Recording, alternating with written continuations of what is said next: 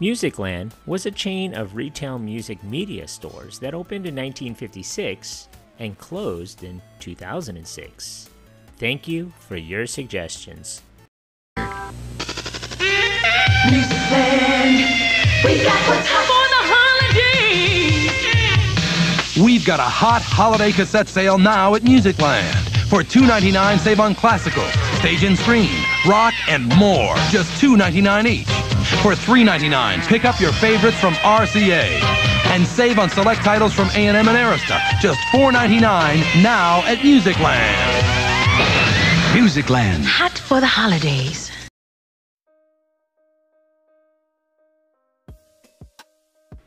Musicland began humbly enough in 1956 with a single outlet near downtown Minneapolis.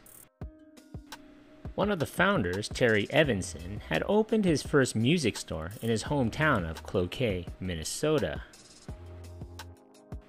Following a college education he helped fund by leading a dance band, he then resettled in Minneapolis and launched the Musicland business with partner Grover Sayer II, a former member of his band. The partnership had grown to a chain of 6 stores by 1963, and at which time Evanson and Sayer decided to sell their interest. From 1963 until 1968, Musicland was the property of 2 St. Louis Park, Minnesota brothers, Amos and Dan Helliker. Veterans of the record distribution since the 1930s, the Hellikers had supplied Evanson with pre-recorded music since his early days in Cloquet. Amos and Danny started the Soma record label, which is basically Amos spelled backwards, and recorded mostly polkas, country western, and jazz music. They would merge Musicland with J.L. Marsh in 1964. Musicland expanded rapidly to 48 stores under their management before the private concern merged with Pickwick International, a music and book production, distribution, and merchandising corporation based in New York with 300 retail outlets. The Helliker brothers remained in the Twin Cities to head Musicland's distribution and retailing divisions.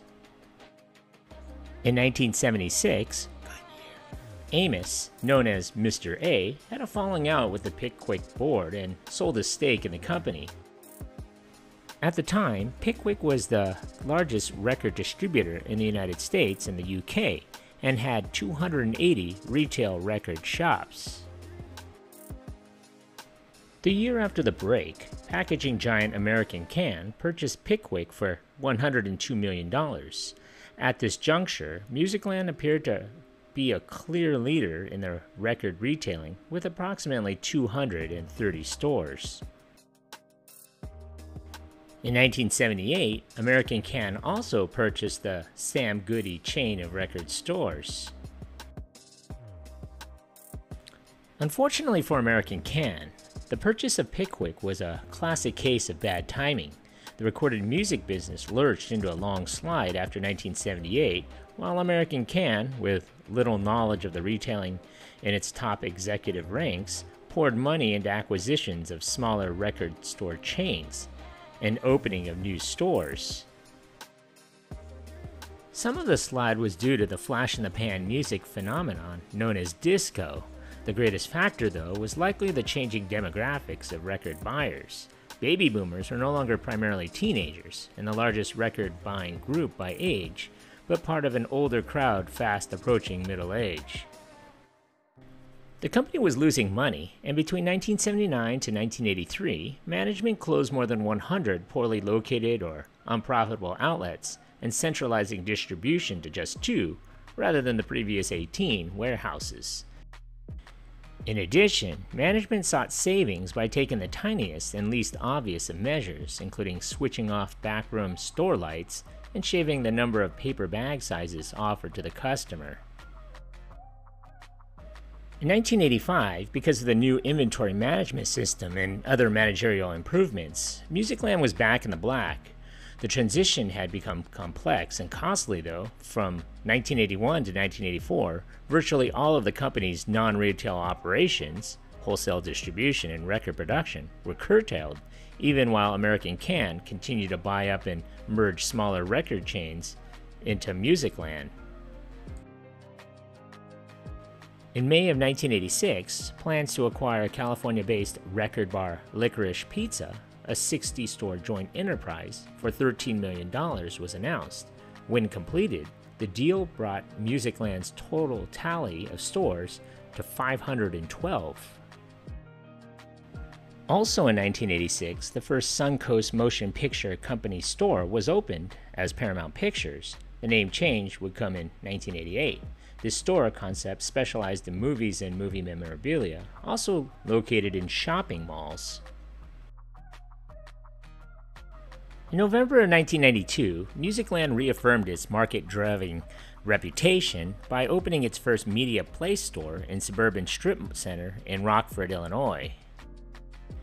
Media Play was a chain of retail superstores that sold movies on video, laserdisc, music, electronics, video games, books, toys, and games.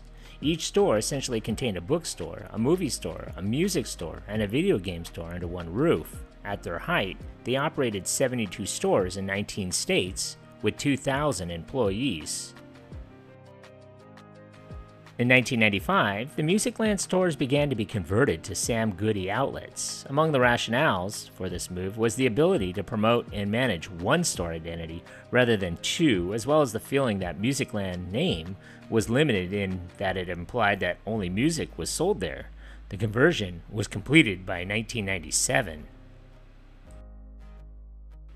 For most of 1996 and 1997, Musicland teetered on the verge of bankruptcy, a fate that befell a number of other music retailers during this period. The company closed more than 100 stores, including 9 Media Play outlets, and scaled back its expansion plans. Needing a strong 1997 Christmas selling season to cement its recovery, Musicland delivered in part by placing emphasis on the new DVD format, selling $1 million worth of DVDs during the week of December 14th. Sales of DVDs for all of 1997 was $50 million, also helping with the resurgence in sales of music videos, fueled primarily by the popular group Hanson. By the year 2000, the lack of investor enthusiasm was based on the uncertain future of the music industry. Musicland's online sales was affected in light of the rampant downloading of music over the internet that had been made popular by Napster and other online music services. Nevertheless, Musicland was itself preparing its websites to deliver downloaded music if the demand arose and if it became feasible to do so at a profit. In early December of 2000, Musicland agreed to be acquired by crosstown rival Best Buy Company for $425 million in cash and the assumption of the company's debt. Best Buy planned to retool some of the Musicland store formats and was particularly interested in gaining a presence within shopping malls by revamping the Sam Goody format. By then, Musicland numbered around 1,300 stores. Their intention was to transform Sam Goody into a destination for young people looking for hip electronics. They launched a major merchandising campaign and converted Musicland's on-cue concept of rural stores to the Sam Goody brand, reducing its position in books and moving more into video games and DVDs. As part of the 2002 settlement with 41 states over CD price fixing, Musicland, along with retailers Tower Records and Transworld Entertainment, agreed to pay a $3 million fine. It estimated that between 1995 and 2000, customers were overcharged by nearly $500 million. Best Buy failed to generate the results they were looking for with Musicland, losing $85 million in 2002. Best Buy admitted mall-based retail was a different business concept from their Best Buy stores, and that they had failed at properly running the Musicland group. Best Buy put the company up for sale and was likely just weeks away from liquidating the entire chain when they found a buyer in Sun Capital Partners, who acquired the company in cash-free transaction in exchange for acquiring Musicland's debt and leases. Sun Capital attempted to get the company back to basics, but ultimately the dual pressure of internet downloading and the big box competition proved too much. In December of 2005, Sun Capital announced the closure of all remaining Media Play stores. In January of 2006, the Sun Capital-owned Musicland Group filed for Chapter 11 bankruptcy, and in February announced the closure of 226 Sam Goody's and 115 Suncoast Motion Picture Company stores, as well as all of the Media Play locations. In March of 2006, Transworld Entertainment announced the purchase of Musicland's remaining 400 Sam Goody and Suncoast stores from Sun Capital, along with their websites. Transworld kept 345 of these stores open and closed 55. Transworld began converting the remaining Sam Goody mall stores to FYE, their signature retail brand, but chose to keep the Suncoast Motion Picture Company name on about 170 stores. Incredibly, even though it was once expected that all Sam Goody stores would be converted to FYE stores, there are actually 2 stores remaining that are still open. One in the Ohio Valley Mall, and then the other in the Rogue Valley Mall.